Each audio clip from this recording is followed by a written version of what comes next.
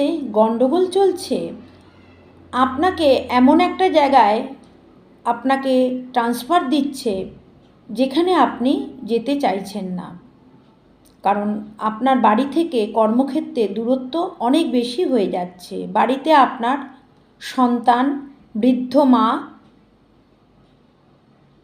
কে রেখে আপনি কাজে যেতে পারছেন না বা যেতে পারবেন না, সেটা আশঙ্কায় করে আপনি অনেক রকম চিন্তা করছেন।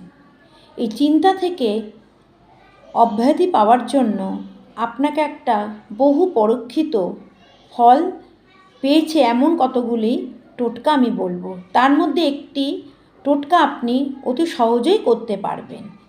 আপনি এই টোটকাটি যে কোনো অমাবস্যায় বা যে কোনো শনিবার এই টোটকাটি আপনি করতে পারবেন।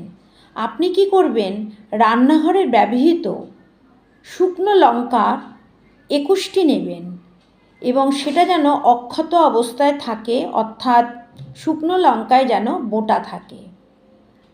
আপনি আপনার মাথার চারপাশে অ্যান্টি ক্লক অনুসারে ঘুরিয়ে আপনার মনোনীত বা আপনার ভাবনা জায়গাটা বলবেন এবং কর্মক্ষেত্রে যে আপনাকে ট্রান্সফার দিচ্ছেন তার নামটা স্মরণ করে আপনি ঈশ্বরের কাছে জানাবেন।